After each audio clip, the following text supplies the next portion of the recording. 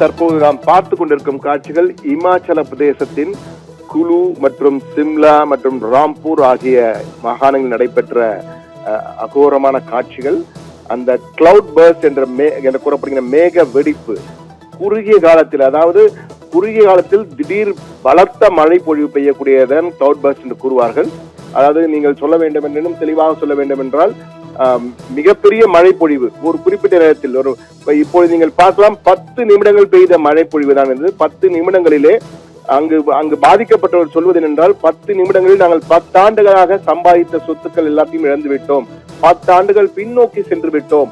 அந்த அளவுக்கு இந்த பகுதி முழுவதும் தற்போது பேய் வெள்ளம் வந்திருக்கிறது. காட்டாற்று வெள்ளம் வந்து அந்த திடீர் மழை பொழிவின் காரணமாக ஒட்டு மொத்தமாக அந்த சிம்லாவை ஒட்டியுள்ள பகுதிகள், ராம்பூர் பகுதிகள், அதே போன்று குலு மாகாணத்தின் ஜெகத்கானா என்ற இடம் ஆகிய இடங்களில் தான் கிளவுட் பர்ஸ்ட், சரியான இடம் தான் ஜெகத்கானா என்ற இடத்தில் தான் அந்த கிளவுட் பர்ஸ்ட் ஏற்பட்டிருக்க மேக பொழிவு, மேக வெடிப்பு என்று. அந்த குறுகிய இடத்தில் உள்ள மேகம் திடீரென அதீத மழை, சாதாரண மழையில கிட்டத்தட்ட 1 மணி நேரத்திலே 10 சென்டிமீட்டர் மழைக்கு மேல் பெய்வதெல்லாம் கிளவுட் பர்ஸ்ட் என்று அழைப்பார்கள். கிளவுட் பர்ஸ்ட் என்பது பொதுவாக அந்த காலத்திலே மேகத்தை வெடித்து தண்ணீர் கொட்டும் என்று கூறுவார்கள். தவறு என்பது நிரூபிக்கப்பட்டு விட்டது. அதீத மழை பெய்து குறுகிய இடத்திலே பெய்வதுதான் கிளவுட் பர்ஸ்ட் என்ற அதே பெயரிலே இன்னும் அழைத்துக் கொண்டிருக்கிறார்கள். அது விஞ்ஞான ரீதியில் சொல்ல வேண்டும் என்றால் 1 மணி நேரத்தில் 10 சென்டிமீட்டருக்கு மேல் மழை பெய்தால் அந்த மழை பொழிவுக்கு கிளவுட் பர்ஸ்ட் என்று கூறுவார்கள். அத்தகைய கிளவுட் பர்ஸ்ட் தான் திடீரென ஏற்பட்டிருக்கிறது இங்கு. அதிலே ஏற்கனவே இந்த இமாச்சல பிரதேச பல நேரங்களில் இது உத்தரகாண்ட் போன்ற போது இந்த கிளவுட் பர்ஸ்ட் ஏற்படும். 2005ஆம் ஆண்டு மும்பையிலே 10 மணி நேரத்திலே 1114 சென்டிமீட்டர் மழை பெய்தது. அந்த அளவுக்கு அங்கு மிகப்பெரிய மழை பொழிவு.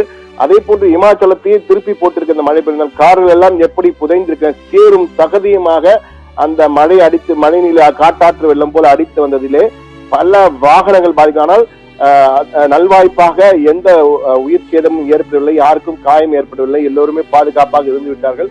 ஆனால் பெரும்பாலான இடங்களில் வாகனங்கள், வீடுகள் எல்லாம் சேதமடைந்திருக்கின்றன.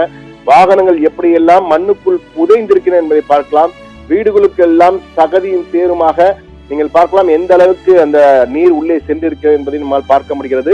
அவை அனைத்தும் அருகே உள்ள சட்லஜ் நதிக்கு பிறகு சென்று இருக்கிறது அந்த வெள்ளம் முழுவதும். ஆனால் அந்த வெள்ளத்தை அடித்து சென்ற பாதிப்பு என்பது மீண்டு வருவதற்கு குறைந்தபட்சம் ஒரு மாதம் ஆகும் என கூறுகிறார்கள். ஆனால் இதுவரை அங்கு மீட்பு பணிக்காக யாருமே வரவில்லை என அந்த இமாச்சல பிரதேச அரசு மீது குற்றச்சாட்டு வைக்கப்பட்டிருக்கிறது. மீட்பு பணிகள் இன்னும் எதுவும் நடைபெறவில்லை என்று நேற்று நடந்திருக்கிறது. நேற்று பிற்பகலிலே இன்று வரை எந்த ஒரு மீட்பு பணியும் இதுவரை நடைபெறவில்லை என்ற குற்றச்சாட்டு தான் வந்திருப்பதாக ANI செய்தி நிறுவனம் தெரிவிக்கிறது. அந்த காட்சிகளை தான் தற்போது பார்த்து கொண்டிருக்கோம். அந்த அதிர்ச்சி காட்சிகளை மீண்டும் ஒருமுறை பார்ப்போம்.